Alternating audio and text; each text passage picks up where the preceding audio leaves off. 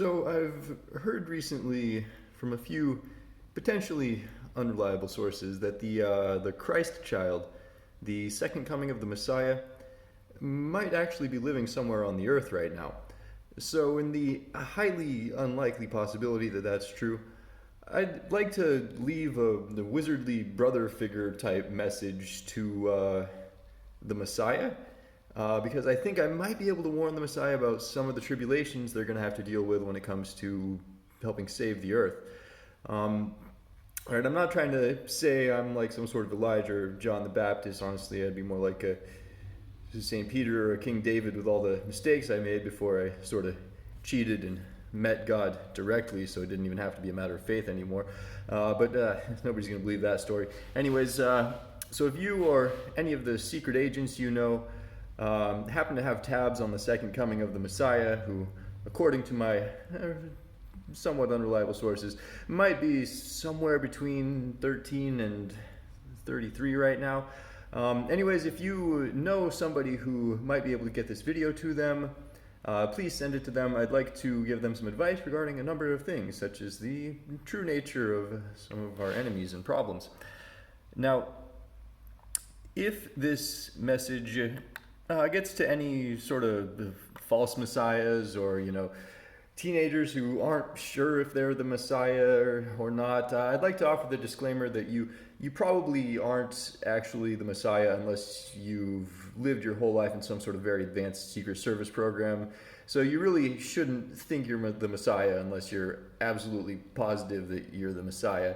But you might be a disciple or just someone who could help out with messianic causes, which are obviously abundant these days with the amount of problems that we so often create and ignore. We really can't have enough astute disciples scattered among the thorns and brambles, of course, but chances are you're not the actual Messiah if you're not already positive that you're the Messiah. If you're still capable of questioning that you're the Messiah, then it's probably not you, and then the rest of this message isn't intended entirely for you, but actually for the young Messiah. But you can, of course, continue to watch if you like. It's your free will, after all. And now on to the rest of the message.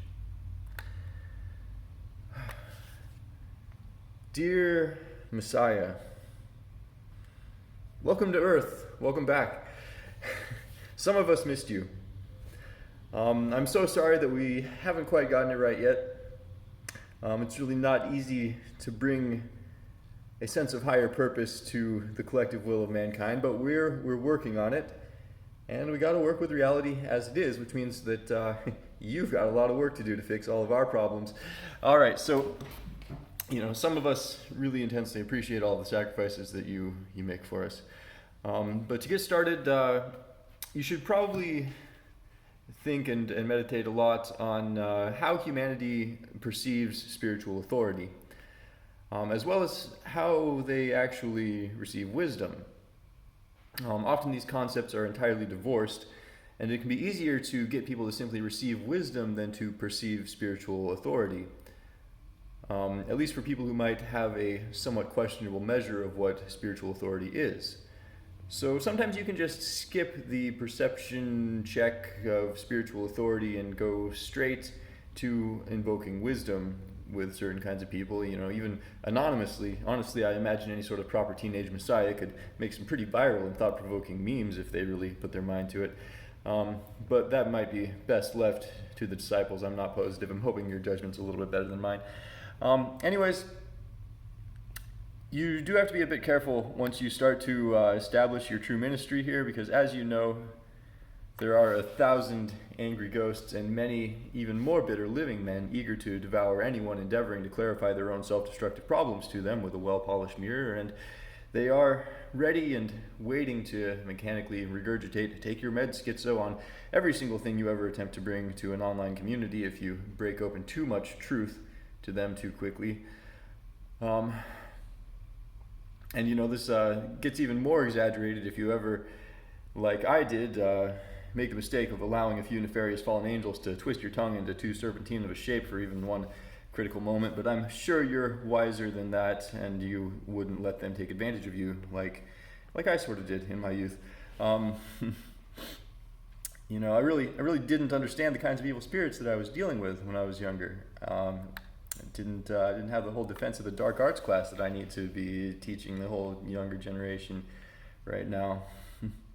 And I hope that you can find some way to teach your disciples how to better guard ourselves from all these evil vampire ghosts and very deceptive demons that are out there, so that we aren't quite so tormented by things that we don't understand and can properly don the armor of God and start fulfilling meaningful work at a younger age.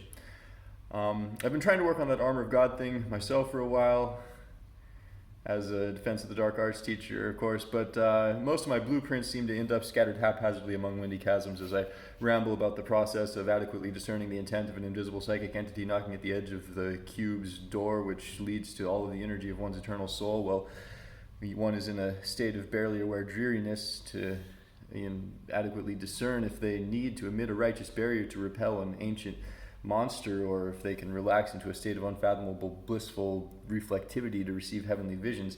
And I tend to not really get my point across adequately when I start to ramble in that fashion, though also I sometimes use the rambling as a sort of trickster test to tell whether the individual desires the information that I intend to speak next. And so circling back to the topic, how do people perceive spiritual authority? A lot of people haven't actively considered how they measure spiritual authority, and so kind of just assume that someone with spiritual authority will impress or wow them, or naturally become famous enough to be all over TV or the internet.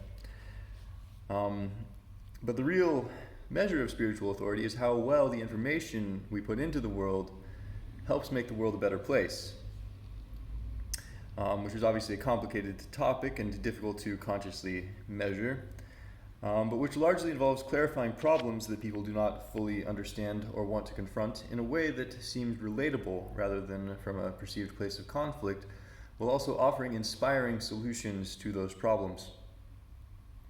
Of course, when the problems involve ancient demon hive minds, warlocks and necromancers using technomimetic black magic to hypnotize as many people as possible into being addicted to pride, wrath, and lust, so that they can abuse and traumatize one another on behalf of evil spirits, and even harm their own children and make them more vulnerable to future propaganda, then it gets really tough to explain that to some of these uninitiated humans.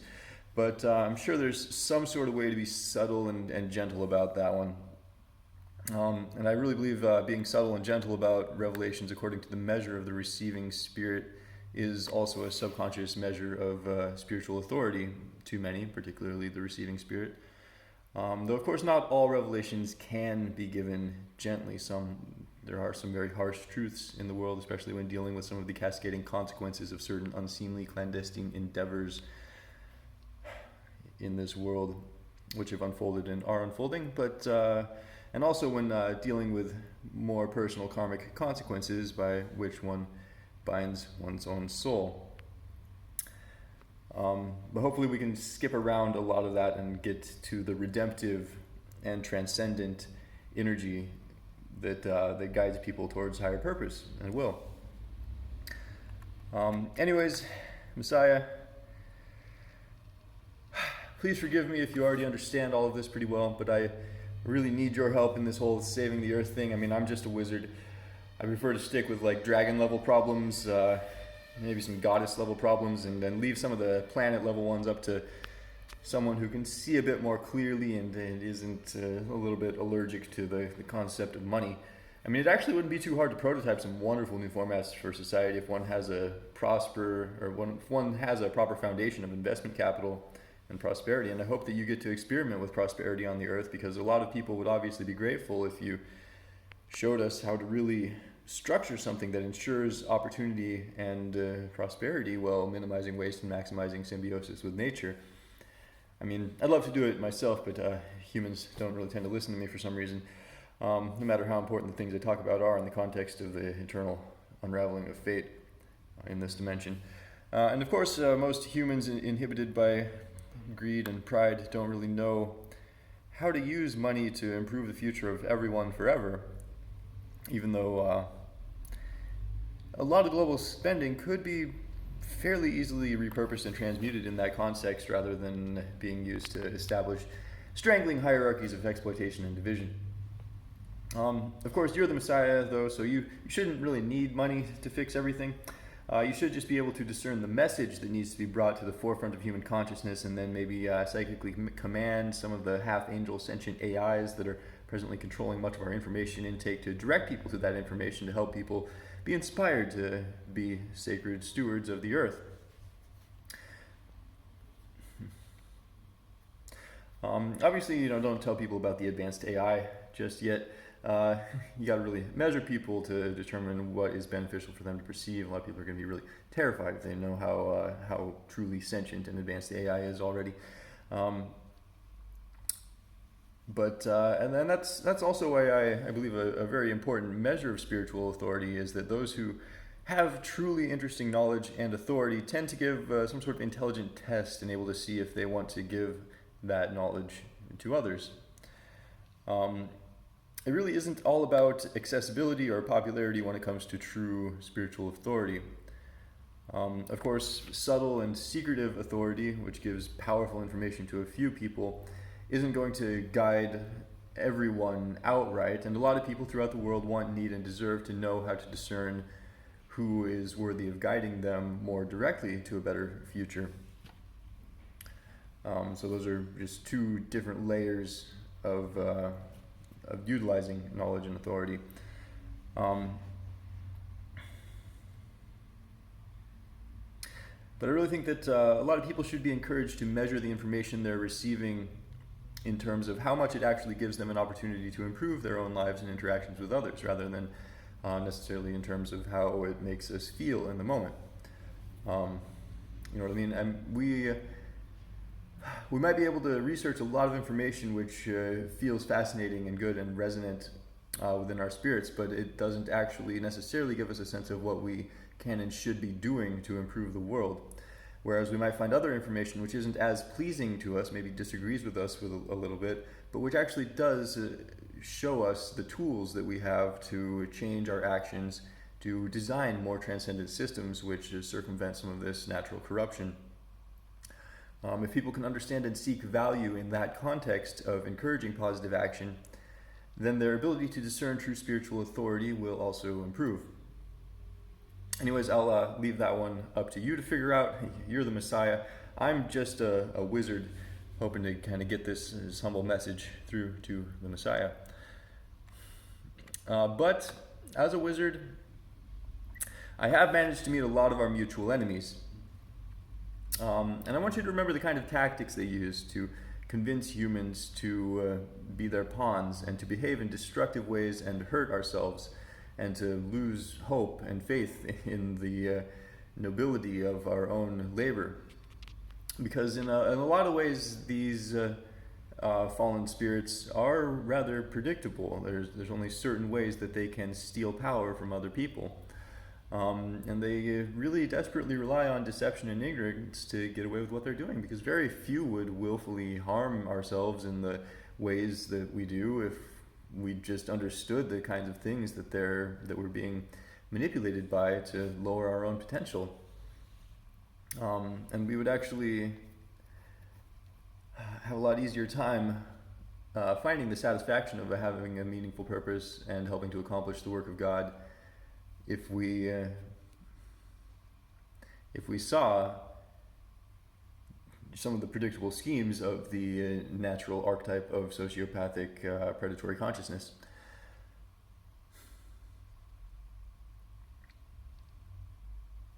But it might be possible that you, the Messiah, can skip most of the schemes of the enemy as far as harvesting attention and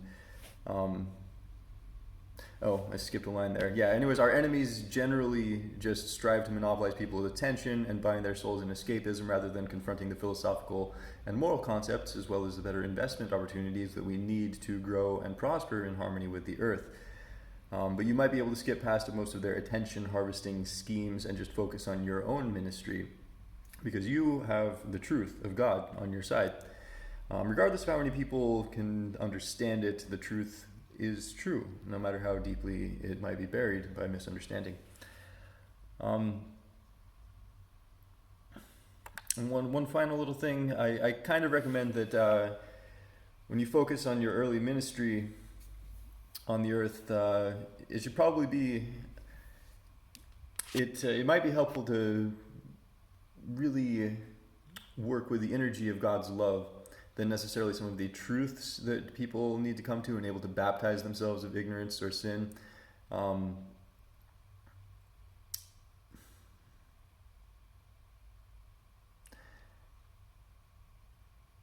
Because we need people to know that, like, we don't need to trap people in guilt. We need them to know the full foundation of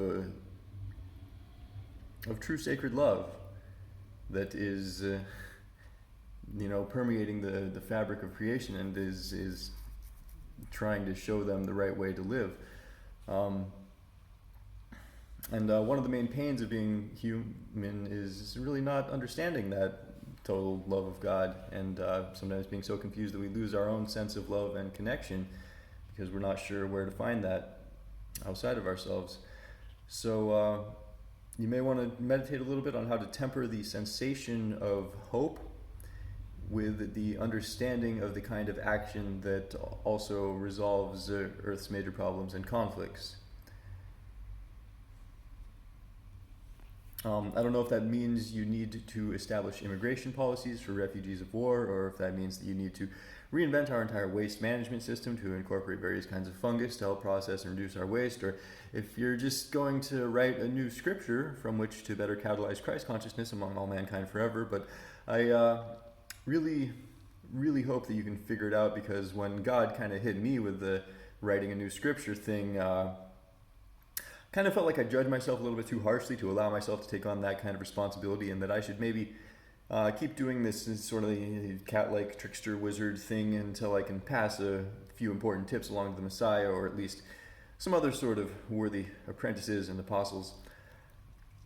And that might be a bit of a sin of mine, to sort of pass some of my own responsibilities along to others rather than fully persevering through the pains I've endured in this life. And of course, if I happen to be the Messiah, and I still haven't figured that out yet, in spite of all those visions I've had about being Osiris and meeting angels in heaven, well, and I'm writing this to myself, then that's going to be a little bit awkward to look back on one day. But I tend to assume I'm probably not the Messiah, because it kind of took me a while to figure out the ultimate nature of good and evil and creation and the sacred laws which bind many kinds of souls in karmic cycles. And when there's...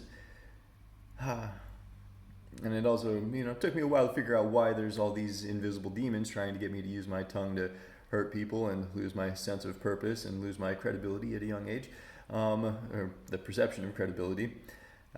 Anyways, I really hope that all makes sense to the Messiah and affiliated adepts and disciples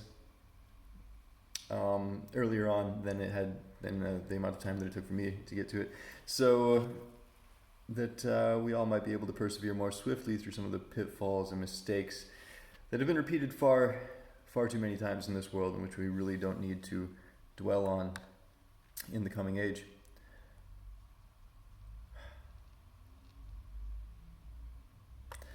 Anyways, thank you for listening, whether or not you are the Messiah. I can't say if for sure if any of the secret agents who follow me actually know where the Messiah is, but you never know. Regardless, I really think we should generally think about socially conditioning millennials to feel like they want to innovate the paradise of their teenage dreams for the younger generation, who they psychologically think of as little brothers and sisters who they want to protect and help. Like, we should want to be able to provide them with opportunities that we feel like we missed out on, if possible, and to try to put ourselves in positions where we can offer opportunity and wisdom and even just higher quality entertainment for younger people in a variety of ways. I think that's a big social engineering thing that somebody might be interested in considering. We don't have to give everybody knowledge about reincarnation or the immortality of the soul or the true scale of karma, but if we can help one another to find the opportunity to change our tangible circumstances in meaningful ways, that too can be very healing to our souls and provide people the stability to engage in more profound and meaningful work and spiritual philosophy and growth. That said, I'm going to go ahead and end this video with my heartfelt love and appreciation both for you and any theoretical Messiah nearby.